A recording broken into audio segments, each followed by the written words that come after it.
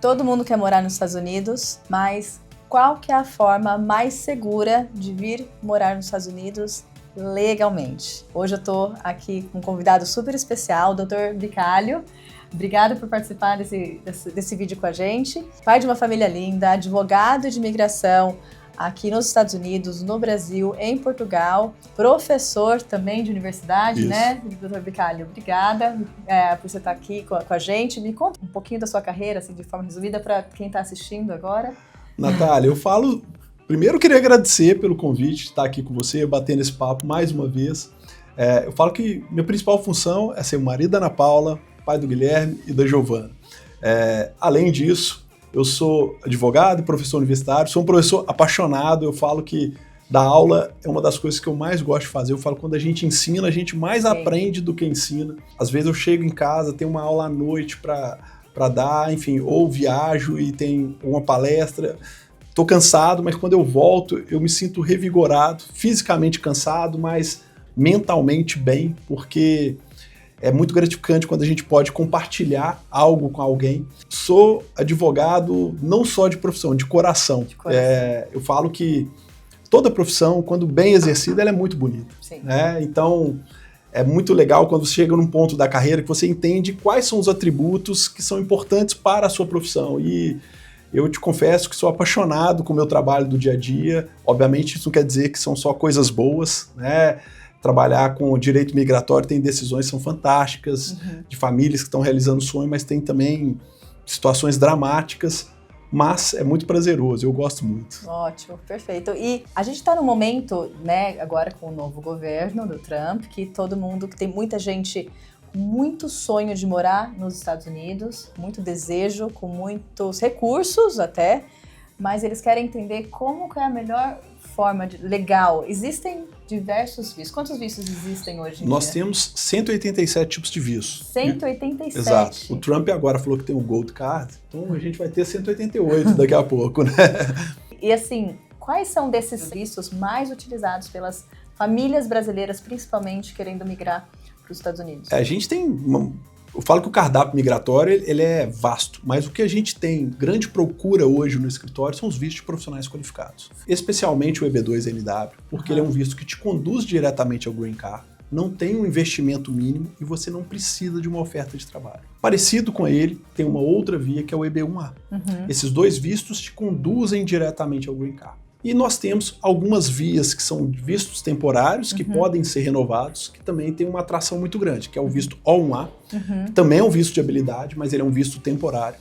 Tem o L1, que é a transferência do executivo, e o visto E, que é para aquela pessoa que tem a cidadania europeia. Com exceção da Grécia, todos os demais países da Europa qualificam no tratado comercial com os Estados Unidos e te dão a possibilidade para um visto que eles chamam de investidor, mas eu falo que é um visto de empreendedor, que é um visto de um negócio que você vai montar, naturalmente vai investir nele e vai tirar o seu sustento. Então, são ótimas vias que nós temos para o brasileiro qualificado. Ótimo. Não, essa é uma dúvida muito recorrente até no canal aqui do YouTube, tanto no Instagram também, tenho cidadania italiana, tenho cidadania portuguesa, qual que existe uma facilidade, né, para eu conseguir migrar para os Estados Unidos de forma legal? Então, sim, existe esses caminhos. Mas a melhor forma mesmo de identificar cada família, acho que tem um perfil, e aí tem que ser analisado caso a caso. Sim. O que eu falo, a gente começa com a avaliação migratória, porque a gente entende a história daquela pessoa, o propósito daquela família, e aí sim identifica o melhor visto, porque às vezes a pessoa conversa com um amigo e entende que o caso dele vai ser igual ao do amigo, mas as trajetórias são completamente diferentes. Então, o ideal é começar pela avaliação migratória para a gente ver quais são as melhores alternativas. E a partir dali a gente começa a estabelecer o plano junto com cada um dos imigrantes. Existe um visto, qual que é o visto mais rápido? Porque essa é uma preocupação, muita gente pergunta, tipo, qual que é a forma visto mais rápido? Os mais rápidos são os vistos de não imigrante, como turismo, estudo, são vistos que rapidamente você tem uma decisão. Os vistos que eu falei ali ao final, que é o visto O1, o visto L e o visto E2, eles também são vistos de não imigrante. São vistos também com decisões rápidas. Só que são vistos mais complexos, que demoram algum tempo para ele estar completamente elaborado. Mas o que eu falo é o seguinte, o tempo é algo importante, mas o bom mesmo é quando a pessoa está com a situação resolvida. Ela obtém o Green Card, que é a certeza de que ela pode morar indeterminadamente. Por que eu falo isso? Que os vistos temporários, quando você tem um propósito de ficar definitivamente, muitas vezes você precisa de renovações. Sim. E na hora que você faz o plano de mudar de país, você tira sua filha da escola, o seu marido muitas vezes abandona o emprego, você abandona o emprego. Então você tem que estar muito convicto de que aquilo é um plano que vai ter longevidade.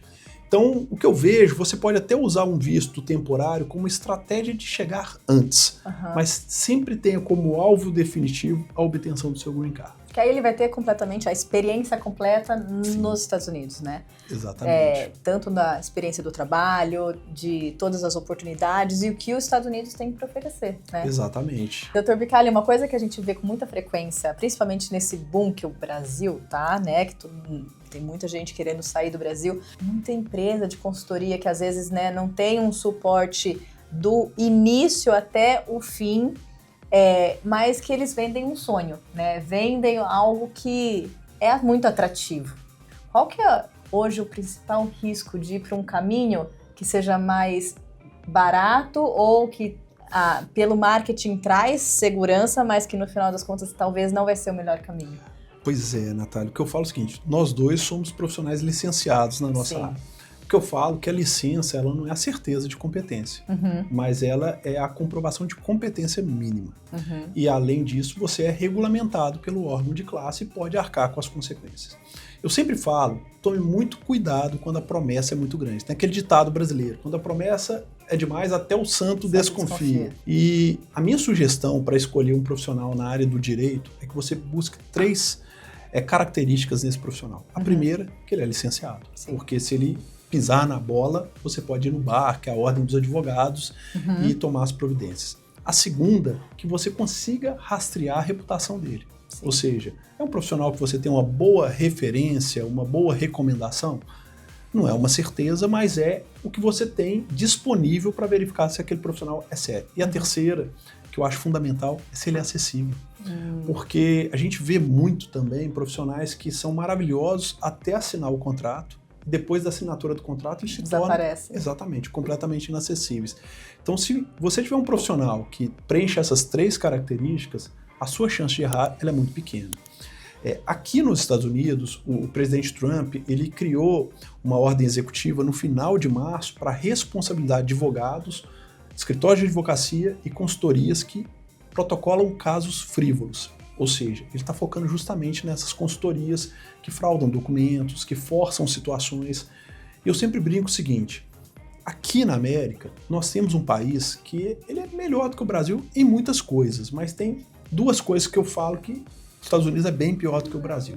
Uma é o futebol masculino, que o Brasil ainda é melhor do que os Estados Unidos. E a outra é para fazer coisa errada. Então não faz sentido nenhum você sair do Brasil para reconstruir a sua vida aqui na América para fazer coisas erradas. Então, busque fazer da forma correta e eu sempre falo o seguinte, existem os profissionais inescrupulosos, mas nós também temos uma responsabilidade das escolhas que a gente faz na hora de escolher quem vai te ajudar a conduzir o sonho da casa própria aqui nos Estados Unidos, onde você vai estabelecer a sua família e também quem vai te ajudar no processo migratório. Né? E principalmente porque a maioria das famílias não é uma pessoa que está vindo tentar a vida, né? Igual você falou no início, é uma família inteira com filhos, né? Com sonhos, com expectativas, com uma carreira que muitas vezes é deixada para trás, né? Reconstruir aqui e a vida de muitas pessoas ali está em jogo. Então, com certeza. A decisão correta, né, de encontrar um profissional que faça esse acompanhamento do início até o fim, de forma completamente diligente, responsável, acessível, que dê todo esse suporte, né? Porque um processo pode, às vezes, demorar o quê? Quanto tempo? Pode demorar alguns anos, né? Tem processo, 3 anos o processo, né? A gente torce para que as decisões não tenham intercorrências e a gente resolva um green card em 2 anos, mas tem processos que demoram mais. Tudo pode dar certo, mas também podem existir intercorrências que a gente precise contornar ao longo dessa jornada. E o que eu falo é o seguinte, exatamente na linha do que você estava falando. A gente está falando da sua família, do que você planeja para o seu filho. Eu falo que o copo tem um preço, o relógio tem um preço, o carro tem, a bolsa tem. Agora, o sonho é algo que a gente não tem condição de quantificar. Né? Então, o que você puder fazer para reduzir o risco no seu sonho tem que ser feito. E dentro do processo imigratório, a decisão de seguir um caminho de forma legal, eu digo que não é nem a etapa 1, é a etapa 0. Sim. 0. Antes de começar a pensar qual que é a região que eu vou morar, qual que é o bairro, qual que é a casa, né? Porque eu sei que isso é muito atrativo, né? Qual que é a escola que meu filho vai estudar.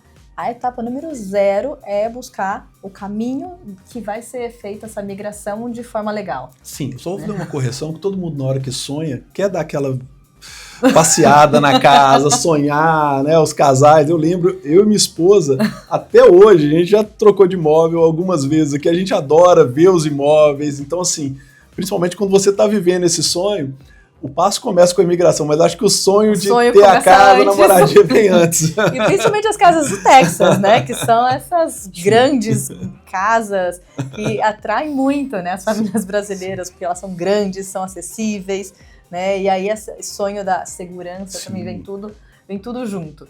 Mas passo 0, pessoal, 0 é o caminho legal, né? O caminho correto para você vir de forma certa e ter toda a experiência aqui nos Estados Unidos. A gente tem um trabalho em conjunto, junto com o Dr. Bicalho, o time dele, que eles fazem uma avaliação, uma pré-avaliação imigratória para entender qual que seria o melhor tipo de visto para você vir com a sua família, né? Qual seria o melhor caminho. Eu vou deixar aqui embaixo na descrição desse vídeo o link para vocês terem acesso e aí vocês preenchem todas as informações o mais completo possível para o time dele conseguir, né, fazer toda essa avaliação e direcionar para o melhor tipo de visto para vocês migrarem de forma segura e legal aqui para os Estados Unidos, né? E o melhor, isso não tem custo nenhum. O cliente vai entender qual o caminho, perspectivas, prazos, valores, e com isso ele pode tomar a decisão dele quando julgar conveniente e a gente vai ficar disponível para ajudar.